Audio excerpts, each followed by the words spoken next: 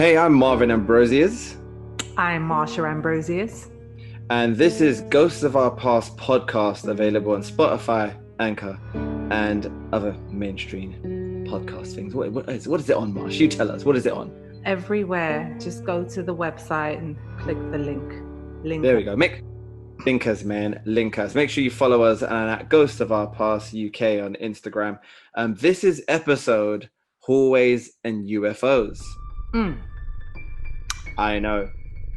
Sounds very interesting, and I can't wait to get into this one because Let's dive. Yeah, this gets real. Now, because it's hallways and UFOs. Now, to add context to this, obviously everybody that's listened to us in the prior episodes, you know that what we are talking about is going to be either supernatural, spiritual, but this time it's the first time we're mentioning extraterrestrial. Right. So that is completely different to where we've gone, but it all surrounds this house where we lived, and the experiences. It just so happens that these experiences again are not solo, right? And that's what makes them crazy. Yeah. So we're going to start off with hallways. Okay. All right. Okay. Do you want me to go first, Marsha? Do you want to go? Yeah, I feel like you go first because you were younger. Yeah. We're what are we? Three years apart? Two and three quarters. Yeah. So I'm like, well, let's put this into context. All right. So basically, I'm about, at this time that I can remember, I'm 5 years old. Yeah. I'm pretty much sure I was 5 when this happened. And this was the first apartment in the same building. So this was the second floor apartment. Yeah, 14 Orchard House. Yeah. And I always had this feeling about the house. And at night, me and Marsh had our own. We lived in the same bedroom, so we had our own beds and the room. I remember the room being huge, but when you were a kid, it's huge. Massive. Yeah. But there was always this light that came into our room as well. That's another story. But at night, one night, I remember. It's weird. I visualize everything, so it's like I'm trying to tell it. It takes me back there as you're saying. Yeah, and as I'm saying it, I get a bit scared. Just to let you know that it kind of like I'm one of those people, when I go back to a moment, I actually go back there, so it kind of gets me a bit.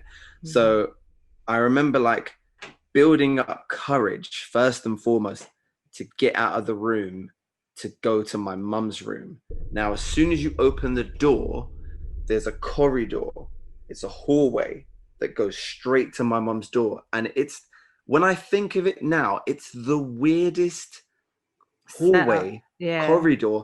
It's just long by itself. Why is it so long? There could have been a whole nother bedroom. Like, I don't know why it was so long, and this is why at some point I'm going to have to walk back in there just to see it. I'm scared to say it, but I'm not going to have to. Now, I remember I was really scared. Marsh was asleep. Like, I always used to try and wake you up. I always used to. And this time I just was like, I need to go to mum's room. I have to get to mum's room. I just have to go there. So I was like, I'm going to go to mum's room and I'm going to sort this out. So I open the door, finally open this door. And when I open the door, I walk out really slowly. And then I look at the corridor, I look at this hallway, and it just gets further and further away.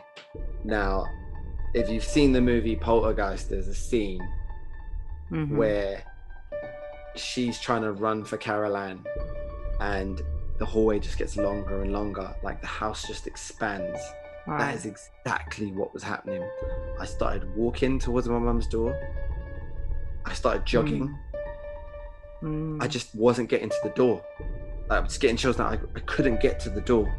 And I'm like, was I dreaming? No, I really was not dreaming. Because then this is where it gets really crazy. I was too scared to then turn back. Because I didn't want to look what was behind. So I felt trapped in essentially a maze going one direction. Think of that for a minute. I felt like I couldn't go in any. This is a 5-year-old. Right.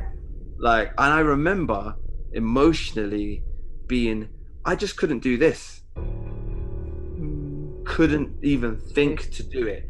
And it got longer and longer, and all I wanted to do is that door to open, and I just wanted my mum to come get me.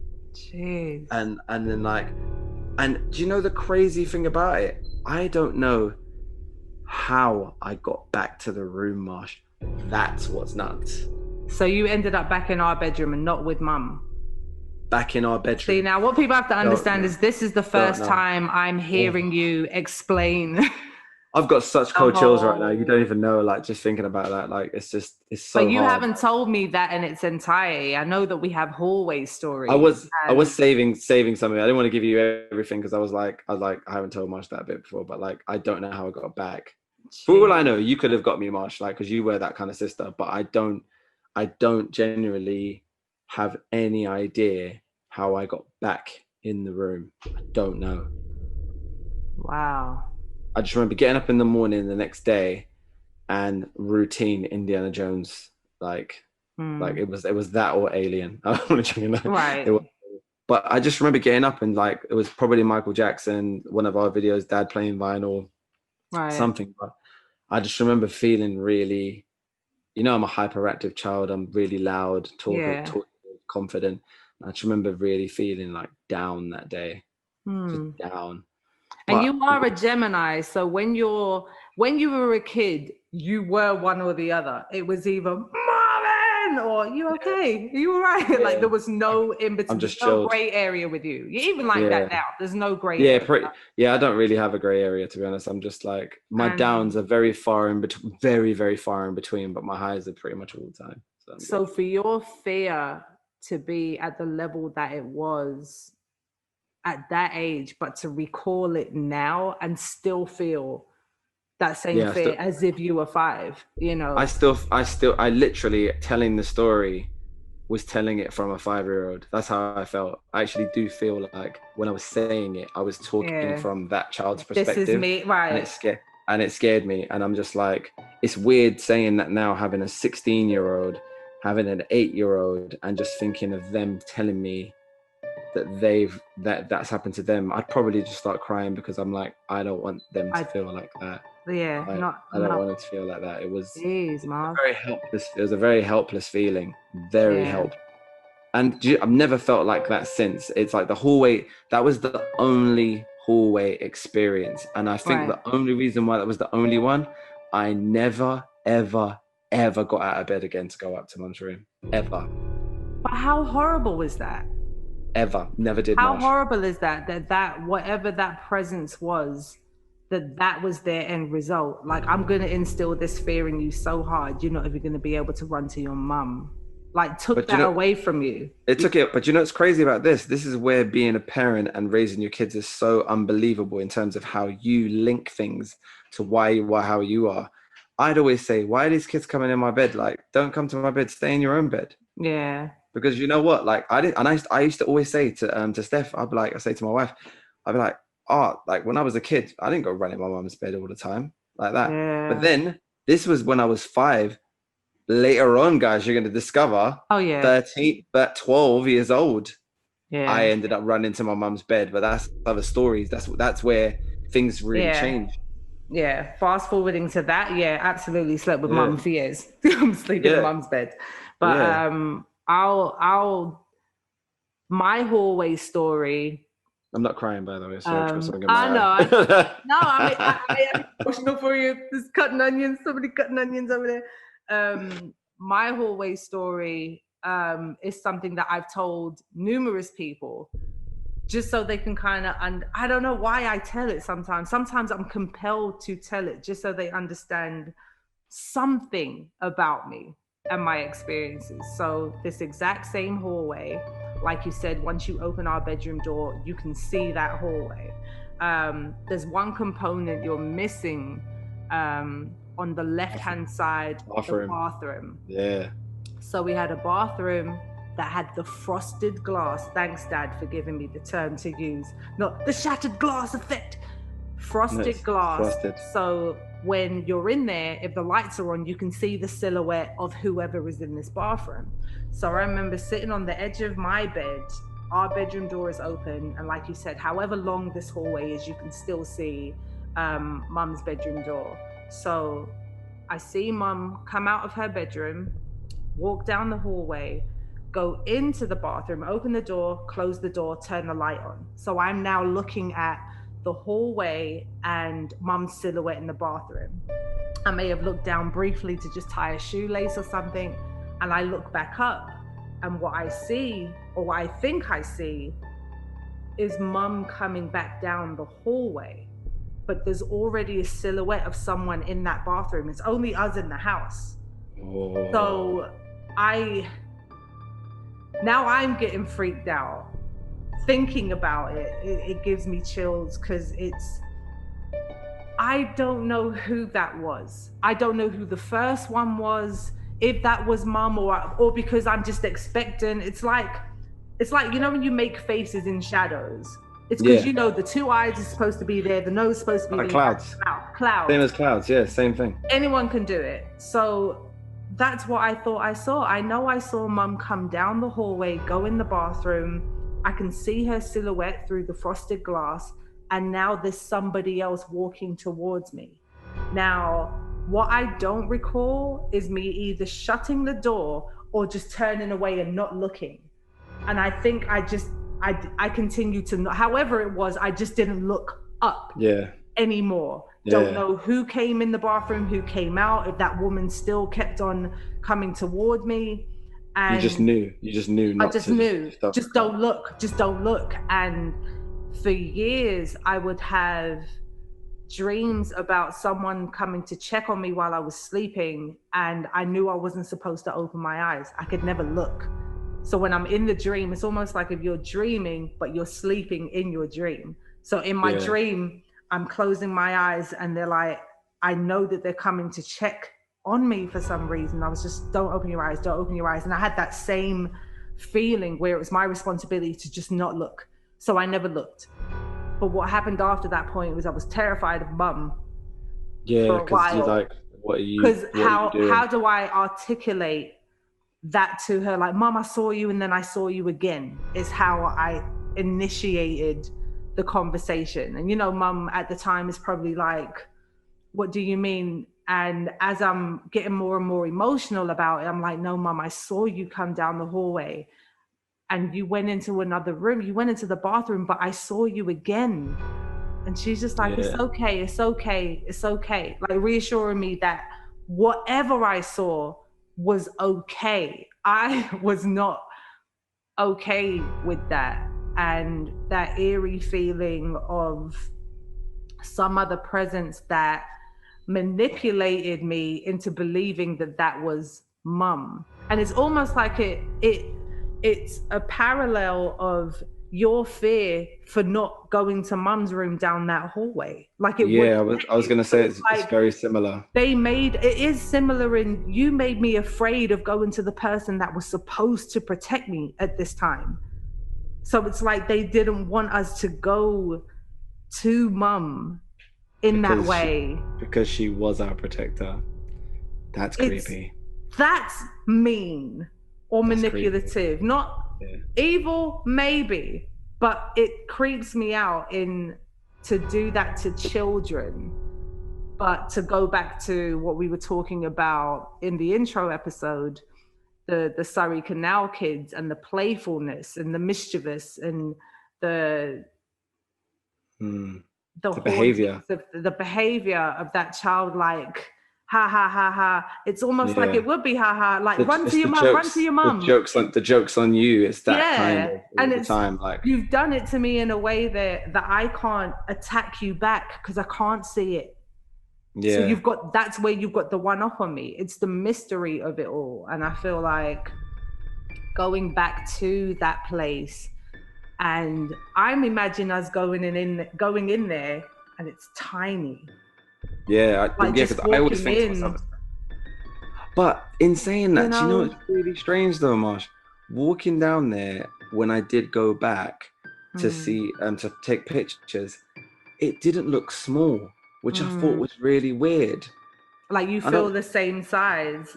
Yeah, and I was like but that creeped me out because I was thinking when I went to primary school, when we went, remember 8 years ago, the playground was tiny. Yeah, and that used to feel like an open huge football field. So I thought, wouldn't that translate to home? Yeah, it didn't. It didn't translate to home. It felt the same size.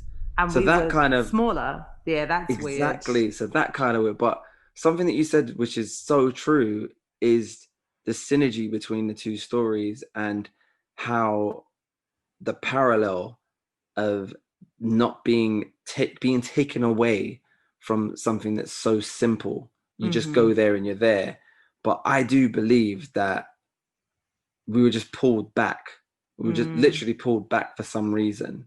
But I don't, but then the part of me is like, was that part of a growing process to pull back to know that you can't have everything you want? I always put things down to life lessons. Yeah. So I'm like, we're being told at a young age that your mum's not always going to be there. So you got to deal with this. Right. And I feel like in our own ways, ultimately us being 40 plus now and sharing these stories in depth for the first time for us both. I haven't heard your story in its entirety. You haven't heard me tell it where you understand how similar our stories were as far as it kept us from being with the person that we felt protected by. I was terrified of mum, didn't want to look down that hallway. If I seen her coming, I'm like, is that the one that I saw, or is that the one that went in the bathroom? All of these things, it kind of makes you wonder. The life lesson, yeah, maybe it was like, that's not going to be there all the time to protect you. So attacking this head on might be the best for you. But how could you make that decision for a 5-year-old that genuinely was as afraid as you were? I was as terrified as I was for years. This is something that affected me for years. And to kind of jump forward into learning about mum and her experiences, and these are things that I didn't find out until I was in my late 20s, early 30s, that mum at the time had the ability to astrofly. And I don't know if she's had that conversation with you in depth or disclosed that to you. Not depth. I just know that I know she could do it. I also know that if you mention it or go, it's a sentence answer only. She said, she said, I had to stop it. Yeah. She said, why? She said, I stopped. I said, why? She said, something happened, I stopped, and she won't talk about it. And we haven't had that conversation with our mother just yet. And I'm hoping something like this allows her, even if we don't get to air it, but just air it for ourselves initially, and understanding that now that she's learning that this wasn't just about her experience. People are having these experiences. The person that lives there now, having written tens of years of poetry.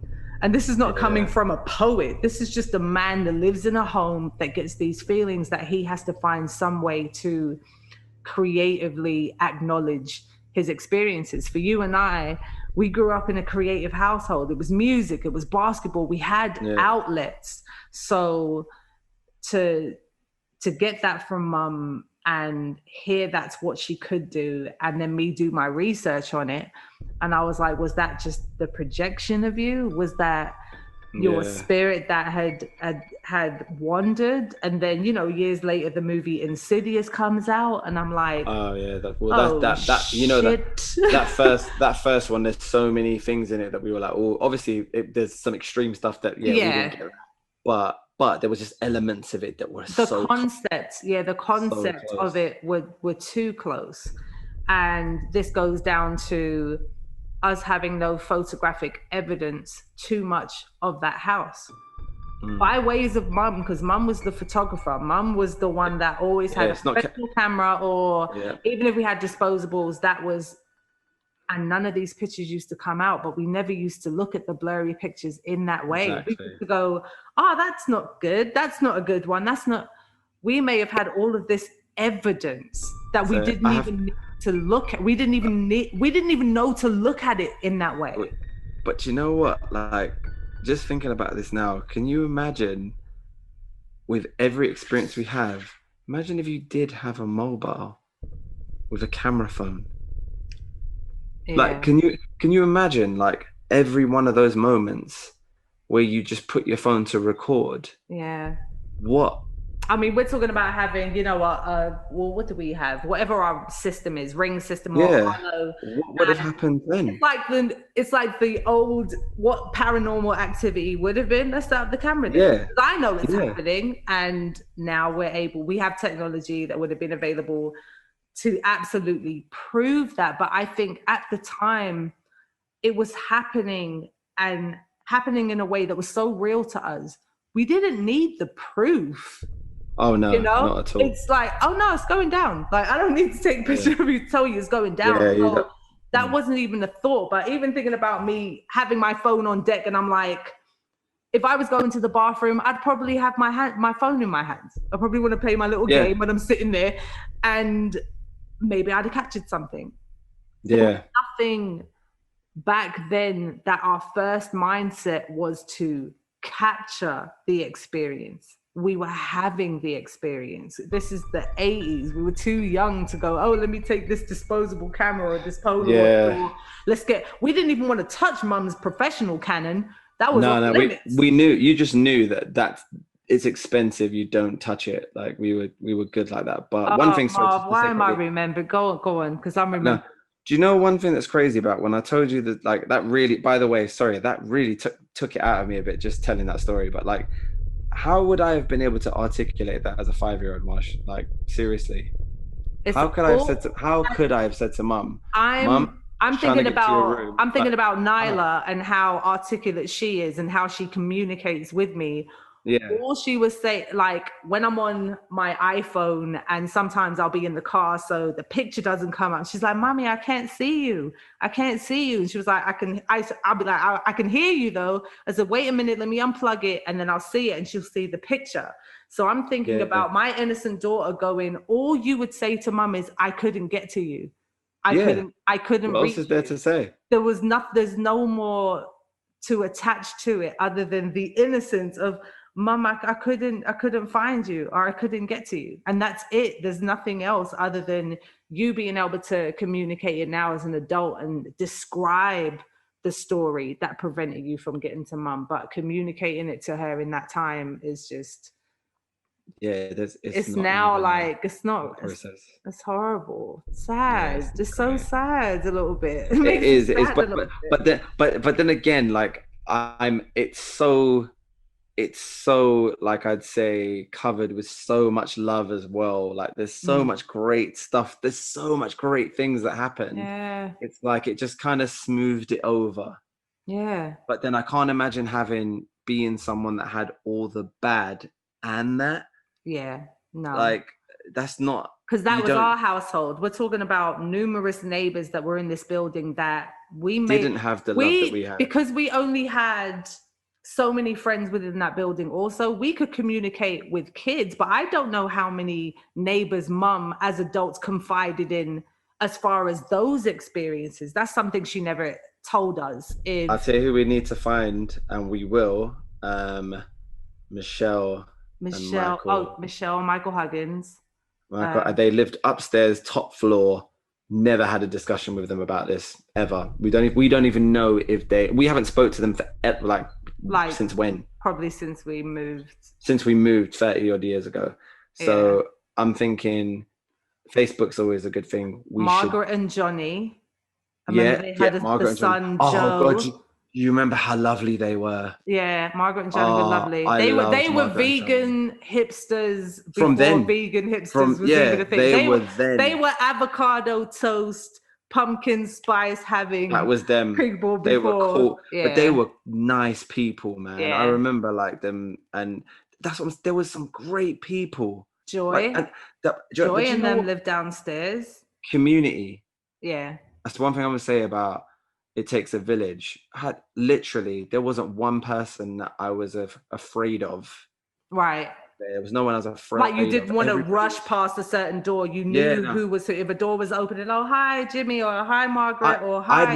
I'd knock on Margaret and Johnny's door to say hi. Yeah, which is crazy. Yeah. But then I know it's down to manners and the type of child you are. I was just the inner child. Plus, as well, they always gave food when you went there, and you know I like my food. So I can't stand you. Do you know what? You know some things really do not change. Yeah. It's like everybody knows, like, oh, we're having cake. Marv will be around. Marv will be there. It's like everybody kind of just knows. It's been like that since day dot. Like until I'm not able to have it, then I won't. But like I'm just gonna have fun, just jim it out. Oh, I can't. But something. Let me go back to whatever that thought.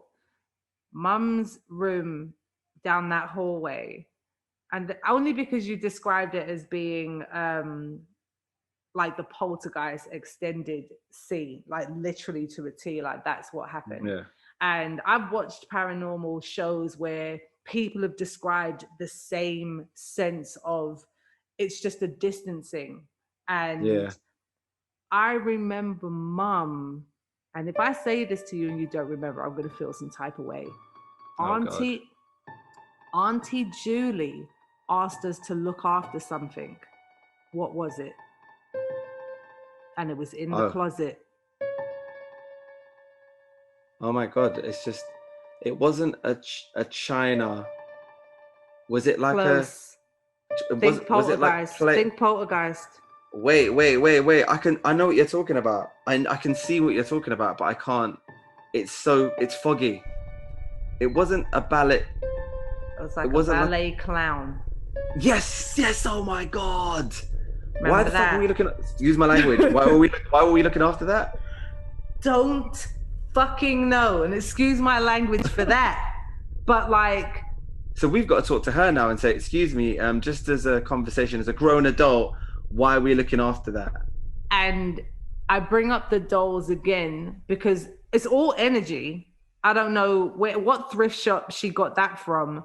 But that added a whole thing to that room and that closet in there because we had it. And then Auntie Molly's dolls that we then inherit. That's in 2A. Yeah. And we went to 2A with those down that hallway.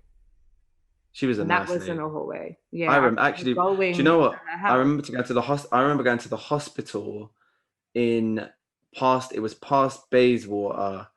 I remember going with Mum. I remember parking. I remember parking as well. Yeah. I don't know why, but do you know why I remember Marsh? She died that week. Yeah, that would have been the last time we saw her. She died that week, and that was why. And then I can't tell you who she is. Yeah, like where she's related to us or Mum. She was someone that Mum knew. Yeah. I don't know that she was someone that Mum knew. I don't know why, but she was lovely to me and you, and I saw her as family. Yeah, and that's like the first death. It was like Auntie Olive or Auntie Molly. It was like the same thing. You're a part of our family in that same way. Yeah. But I only embraced family the way Mum explained people who they were. Yeah. So if Mum introduces someone as someone, that's who they are. Yeah. If you're family, you're family then. Yeah. And that's who she was. And like, yeah, that's a whole other thing. But like, yeah, crazy. All right, let's dive into now. We've gone because the corridors and hallways is coming back. Like it's gonna come back. So let's go into UFOs. And those that don't know what that means, it's unidentified flying objects. Okay. Now, I don't know if people know this. In the 80s, there were the outdoor lights that come from the ground, the straight poles that go up, and they've got the lights that come down. for some reason, for years, I had in my mind that those had been around for a very long time, like forever, actually. No, Right. they haven't been. They haven't been around for a long time. They're actually in the 80s. They were quite new to a certain time. So in my mind, I'd thought for years that I'd woken up and seen this light outside the window that was there, that was just lighting all the time. No, there was no light outside that window. And I found that out only because I happened 3 times, got up in the middle of the night, and this is when our bedroom moved into where the dining room was. Remember So it would have been where the parking lot is. Yeah, where the parking lot is. Okay, so opposite Sacred Heart. And that's when we moved into that room. This is when you had your Barbie dream house. Oh yeah, I remember that Christmas. Exactly. Barbie dream house, yeah. And you had the lift. I broke the lift. I remember that. You went to sleep in it. Yeah, why? Sorry about that. Sorry, man. Yeah, I don't know. Do you know, I actually remember the thought process that went behind that. I'm going to sleep in the bedroom in a Barbie house. Like, that's a real house. People are going to be like, this guy's just crazy. That's what he was. But I remember looking out the window and just seeing this thing, this white thing just going like that, round, like spinning. Erratic. It was erratic, just going nuts. And then it would be still, no sound, just still. And then I would just go, and go back to sleep. So you would see it and it would be nothing to you? No fear, nothing. Just like, all right, then that's that. But then when something happens a couple of times after, you start to question what's going on. What's happening? Like, what is actually happening? So I'm looking at it again and I'm like, I remember one night going, should I wake Marsh up? And that was what was really strange. I never ever woke you up. I just didn't. But I think it's because I wasn't scared. Right. I just think I just simply wasn't scared. So I just used to see this thing and it would just do the same. It was like a sequence. We do the same thing over and over again. And then I started to think to myself, now, was it a dream? Right. All that rubbish. And I'm like, all right, then. Why was I dreaming that? Yeah, we were probably watching Close Encounters at the time. We were probably watching. Yeah, exactly. We're probably watching so many different things. Yeah. But one thing that I do know is I know when I actually wake up to when I don't wake up. And I remember getting up physically because I always get up and I just was like, all right, but I can always get straight back to sleep. I don't have to sit there and go, oh, I can't sleep. I can always get back. So I'm the opposite. Yeah, you're completely like once I need to sleep, I'm like, I can desperately just go, need sleep, and I'm off. But I just remember the feeling. But the great thing about that is I don't have an attachment of fear. I don't have an attachment of, I just have an attachment of, so they are real. Right. That's literally it's a validation. Like that's why forever I've never thought that they're not real or how it's are we the only thing. It's a 4-story building, right? The house, like 4 stories. Yeah, so it was higher than that house. Yeah, it was like free. It was free up. So it was like. So you're looking at it. So it came to the window. It literally came just outside, like the window, and it would move backwards, sideways, and it was. And here's what's crazy. Remember, cars were parked in there. Yeah. I remember the light bouncing off of the cars. Wow. That's why I distinguish between dreams and reality, because in a dream, I don't think that detail would add. Does that make sense? I know what you mean. Because in dreams, those details they don't happen. Everything's kind of black and white. Things just happen in a dream, like as they are. Right. But the reflection and the textures, there was so much texture. I remember like the bushes, the trees, and like just hearing the sounds, but then no sound. It's just like. So when it was erratic, was there any sound like wind or anything? Just nothing. It was still, completely still. And then, do you know what? Somebody would watch this and listen to it now and be like, whatever. But then it's like, I don't feel crazy. I don't feel like, that was just an experience. I just feel like, that's what I saw. That's what I saw. But these are just one of those reasons where I just wish I had a camera. But then even again, some of the evidence I've seen suggests that we are obviously not scientifically the only things in the world. Can't be. But people will always try and disprove it as much as they can, because we've been raised to. Yeah, you know what it is? It's not disproving it. I feel like people thrive on wanting the proof so much, and there's an envy for people like yourself or myself who actually have the experience. Because in the experience, I feel like for mine, I didn't think about waking anybody up or getting a camera, because in the moment, it felt like it was for me. It was like, here's your validation. Look, where we exist, and that's it. And mine didn't come as close as you're describing it, but it was the same direction, different window, because it was the other apartment, and I would have been three stories up. In 2A? Yeah, so I'm 3 stories up. On the back of your bedroom? Yeah, so that window. So see where my dresser was, and if I'm looking out, it's the same. So I'm looking at the moon, and I just remember a black mass, it looked like a bowl upside down, and it was just a black mass, and it was just moving across the sky. I'm looking at it across the sky, and you know where you can see like a glare outside of the moon? Yeah. So now it's in that's my line of sight and the moon. Now it's casting a shadow. Now it's massive. Now it's blocked. It's almost like an eclipse is happening, but then it's getting closer, and it's just doing this, and it's passing it, and then it stopped, and I'm just staring at it, and I'm going, oh, I can't believe I'm watching this. And then I think it was Easter time, and Dee Dee, Nat, Warren, Jordan would have been really, really little, either just a baby or just about to be born. And we were all in the house, and I didn't wake up anybody, because I was like, if I run upstairs, I'm going to miss it. It's going to move, and I don't want to move. It was like an event. It was like an event. So I didn't want to miss it, and I didn't want to get the camera because it would have taken too much time, and I probably would have missed whatever was going to happen. And then that was it.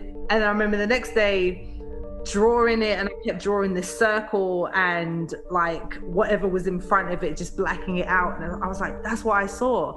And I was like, when I'm drawing it, it doesn't look as fantastic as the experience felt. So, you know, me trying to add gas to it. No lights with it. I said, no, there wasn't even a light thing. It was it was a ship. And it wasn't until after the fact I realized that this spaceship was being controlled. Please sound by that. That was so good. It was a ship. But I didn't realize that somebody was flying that thing. Something was part. I was just looking at the wonder of this machine that I'd never seen. That's absolute silent. And just sat there in that sky, and I felt like it was all for me, all because they knew I was looking at it, and that didn't. We knew it wasn't a blimp as well because of the direction. Oh yeah, no, not a blimp. Yeah. Actually, there was like a blimp that was like a bright green thing that they did in London years later. Yeah, I remember that. And that was everywhere. Yeah. Uncle George was staying with us when that happened, and we were looking at it through the other window. It was in the opposite direction towards Waterloo. So it's a Goodyear blimp. But this one, I feel like you said, there was no fear attached to it. It was okay. I'd say that was my only one. I don't know. It's in that house. That was it. It was those three, and that there was no more in those houses except for in Liverpool. Oh yeah, Liverpool's other thing in Brompton House. But that was the one for me. But I remember that. But so what happened at Brompton House with UFOs? You may as well share. Well, Brompton House. I'm really fuzzy on the year. I believe we were living in London and we were visiting as a holiday. Okay. So we were at Nana's, but we were sleeping in the living room on the floor. So it would have been the orange blankets. Remember the orange and blue with the blankets? Holes. Yeah, the holes. It was those. Aww, so I just got warm. Yeah, I know. I love you, Nana. And I love you too. And I've got so many family members to say, God, everyone's going, and it's horrible. But I just remember looking out the window because it was the massive. Remember, it's the whole stained window that goes long. Right, 10th floor. Yeah. And you're on and just to put it into perspective, we're like how much? What are we like? 200 feet? Yeah. 250 feet high. Yeah. Easily to it. Like you fall, you're dead. Like there's no coming back from that. Oh, you know, that's ugly. And I remember we found that there was a test facility in Liverpool. Remember, we found this out. Oh yeah. And we found this a year that they did test aircrafts, and they tested like specialized aircrafts. However, even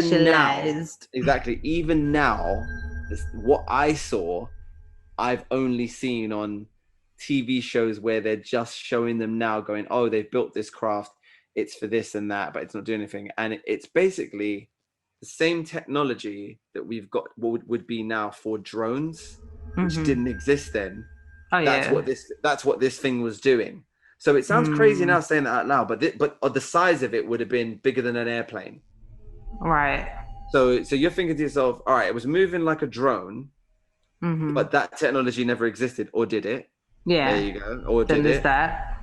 And then it was about 2:30 in the morning. It was late because Nana had that clock. Remember the clock? Oh yeah. Old school clock. I used to always move it as well with my finger. She'd get so upset with me. Dumb. I don't know. Dumb. And like it was funny. And then I just remember just moving. I'm just going. But now I look back at it, I'm like, it could have been that technology, but it wouldn't have been because it was like 1986. I'm like, why would you take until 20? So were there any sounds with that? A low hum? None. You know, drones are loud as our drones. None. Any it was lights? Silent. Silent. It was red. There was like a red neon. That was it. But it was very thin, and it was like a red neon light underneath it. That's all I remember. And I just remember going, bloody hell, it's quiet. It was so quiet outside. Like, and we're talking about all of Sefton Park. Yeah, it was just quiet. Princess Park. So yeah, that whole road would have at least had something. But it does get quiet. But do you remember though? Don't you find it really strange though? Like, have you ever been up like 2 a.m., 3 in the morning, like years ago, and no one was out? Because guess what? There was nothing to go out to. There was no venues or places to be open. Wasn't Uber Eats. Wasn't just getting the cat or deliveries. None of that. There was nothing. There was a different social aspect to life at the time. So when it was 2 in the morning, 3 in the morning, people were home. Yeah, people were home, and I think the quietness was no one was out, and that's why I feel that at the time during that year, those years, 70s, 60s. Things like that was going on. Things were being experimented with because I'm thinking they knew no one was out. Yeah, like, no one was doing nothing. That's ridiculous. No one's going to believe that homeless man over there. Like, if he sees it, there's no Men in Black for that. Like, we'll just call it crazy. What's up? Yeah, but it's like, fast forward to 2020 and they're just disclosing like all of these secret files, and all of a sudden, you know, Great Britain allowing, you know, the military to, you know, disclose whatever, you know, they had. But trust me, I read those all the time. I know. I send them to you and Dad. I'm like, see this? See.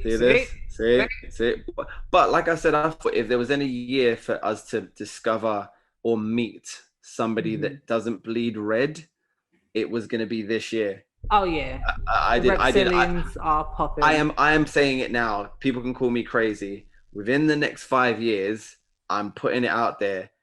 You are going to know for a fact that we are not alone. And I genuinely feel like that. Whether I'm here or not, I hope I am. Please. Yeah. You never know what's going to happen in life. Yeah. But I do feel with what's happening with the world, it's leading up to something. There's just something, and there's something way bigger than us. And I just feel like we're going to be told, guess what? That scene in Men in Black right at the end, where they find out that they're just a bloody roll of dice game that these aliens are playing on this little tiny insignificant planet. We are going to find out that our significance is not as important as what we realized. That's why. And it's just like we're trying to prove the point that we're trying to earn our significance. Like, this little marble game that we are. But it's like, we're not alone in any sense. And I feel like, remember when you said you felt like, as far as heaven and hell, but when you die, there's just a choice. You can either stay, you can do all these things. I feel like there are so many parallels in our experiences of ghosts Like some people say it's residual. So it's like watching a videotape of someone reenact the same thing that they did when they were here in life. So if you've got a haunting in the kitchen, it might have been someone that at 2 p.m. they used to go make their cup of tea. So you can hear things being shifted around same times of day. Like that's just a residual haunting. A poltergeist is a mischievous spirit that is well aware of what they're doing and able to manipulate your real time on whatever plane they're on. That's the next level power. And that's the thing. Plane. It's a whole other plane. It's a whole other power though. Because then if they can do that, can't they leap through time? If they're doing that to you, then are they doing that to you now? And what I think where I get scared or the panic attacks used to set in for me is it's parallel to The Haunting of Hill House. And I bring up The Haunting of Hill House, and when I watched that series and how close it was, too close, how we were haunted, I was like, I've got to look at the list of writers on this. I'm like, did they talk to us at some point? Because this did a couple of scenes in there, you were like, I'm sure this dude lived in the house. Like that. Right, it's too close. So I'm looking at what the older brother Stephen said. It said ghosts aren't always what they appear to you to be. It's sometimes ghosts are wishes, or they're regrets, or they're you reliving a moment in time that you didn't want to see. So they're your ghosts, or they are literal, or it is. I remember when Auntie Beryl passed away, I was on a plane, and leading up to that moment, I remember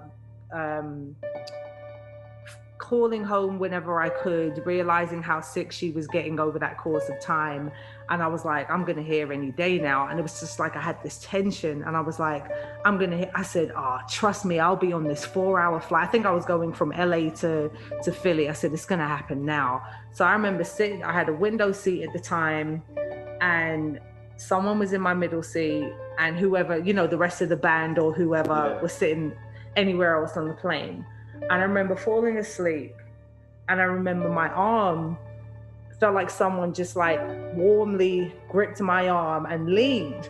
So I'm pissed. I don't know this person in this middle seat. I'm asleep on this plane, and I wake up about to really go in on this stranger that has tried to, get really, really comfy on this plane. And I was like, so I felt my arm, and it was nothing.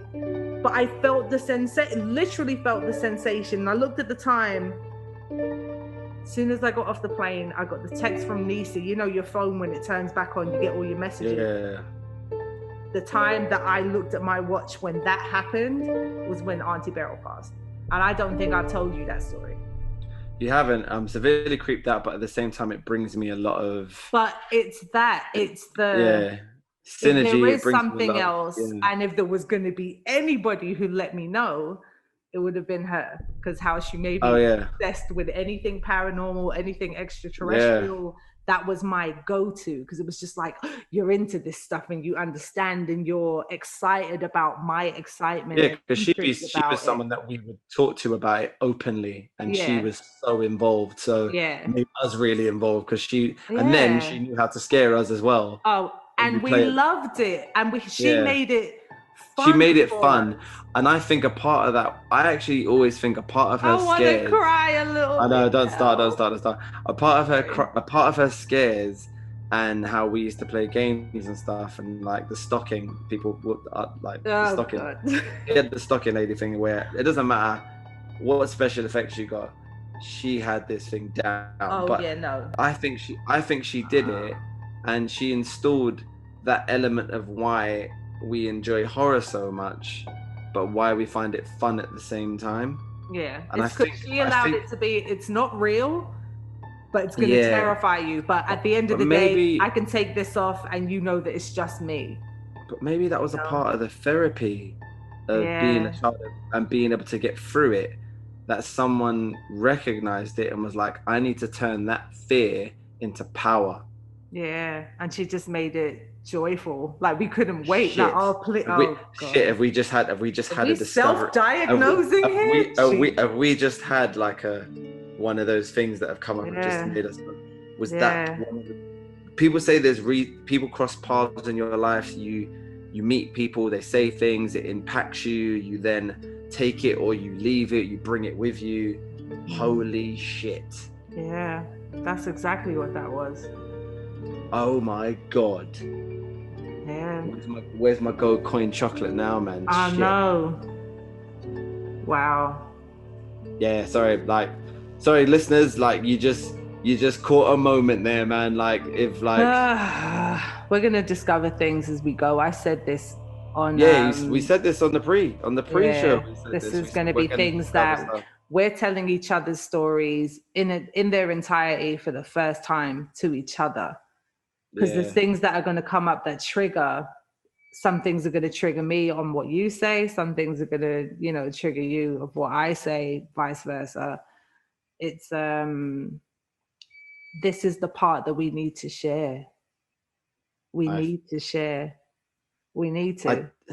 I never thought, sorry, see, I couldn't even get my words out then. I'd never thought that I needed to actually get this out, but I do feel so liberated. Yeah, like, just in that moment, in acknowledging that that's what that was doing for us that whole time. Yeah, like that's crazy. And it's, see how our tangents work? It's all to come back to the point. Because it's like, that will make me think about that, or make me think about that. And to bring up Auntie Beryl amidst, hallways and UFOs were because I remember all of these stories. Now, I remember going to Auntie Beryl about that, God rest her soul. And that was the one person wholeheartedly outside of, and this is where it becomes mean, we were supposed to be able to come to Mum to these. Yeah. But I don't think Mum was ready because of what she was experiencing. She was going through exactly it being a positive experience. So Auntie Beryl was our glue. Wow. Just was. That is crazy. It's insane. But I feel like after we talk about this, and I want to play this episode to Mum and just get clarity and not kind of force her to have to talk, but just as we're discovering as we go. Let's ease her in, Marsh. Yeah, ease her in. We got ease Mum in on this one, and I'm not. At the end of the day, I'm scared to have the conversation. I'm terrified. I'm terrified of having that conversation with her. But at the end of the day, we decided to do this, so we're wholeheartedly in until we actually start talking about it and we realize how terrified we really were. All right, I just got to do something to you now. Oh, all right. God. Visualize this, right? Steam coming from 2A Orchard House, just to put it into context. Steam coming from the bathroom because Mum's running a boiling hot bath, and Royer's playing "Love Will Bring Us Back Together." That's it. Yeah. Just think of that, and tell me how much love you just felt just then. It's amazing. Exactly. Amazing. Now, I can smell jollof rice. I can smell barley soup. Yeah, but no, this is the point I'm trying to make. Now, that house was full of music. Yeah. Just music. Like, Mum's routine was after work, bath, music, blasting. Not playing. Oh, yeah, no. Yeah. We never ever had a bad. Did you notice, Marsh? Did we ever have a lame stereo system ever in our life? Mum spent most of her money. It was always on the stereo system. We had massive speakers up here, Marsh. Yeah. And that's because Mum valued music. And you know what music was, Marsh, to Mum? Therapy. Music became our muse. Music became our work. Music became your life. Music became you're now someone's reason for becoming a songwriter. You're now someone's reason for having a child. Like, this is nuts. Yeah. And that Nyla album cover is in that house. That's that fireplace. That's Dad's amplifier right there with his bass. And that's that feel. That's the joy that I felt. The innocence in that child just laughing and Dad, take the picture. That's who we ultimately were. We just had these very strange additives that over the course of those 11 years, we had confidence in our circle. whether that was Auntie Beryl, that was the Cuzzos, that was close friends, that was Matt, that was all of these people that helped us through it, where we didn't even think about it like that until now. I'm gonna need a hug. I'm gonna need a hug after this. I'm not gonna lie. Listen, when I tell you I'm making a cup of tea and I'm gonna get a cupcake. I think we've still got cupcakes from Dez's birthday. I'm eating one. I don't care. I'll work out extra hard tomorrow, and I need to lay. I did a spin class today. I was teaching a spin class today. I did 7. I did. My watch saying, yeah, I haven't done enough. I did 19 kilometers in 45 minutes. Oh, geez, so no, that didn't happen. That's the levels that my spin's on. So I'm like, yeah, I'm good. But nonetheless, though, man, like this podcast has been, it's been lovely. It's always for us. It's for us. It's for us. It's been great. And again, audience, I hope anything that we've said on this podcast today, it can either bring joy, pain, sorrow, but most importantly, if it comes out, it's better out than in. Yeah. And we're here to take these stories. We're here to hear your stories. We're going to have you on this podcast. We want you to bring this out because you know what? These stories need to be heard. And as you can hear now, we're getting a different type of therapy that we couldn't take somewhere else. Only we can do. So hopefully, you guys, if you are siblings or your family, you can get together, talk to each other about it, and find the beauty in the gray areas. I agree. Absolutely agree. So, you know the information, ghostsofourpastuk@gmail.com. Definitely reaches out direct. You can go to our website, Spotify, YouTube, Instagram, Facebook. Just keep networking, stay in touch, and we'll be posting more content soon. And next episode, we've got a lot to talk about, a lot to get through. Goop, goop. Goop, goop. Take it easy. Peace.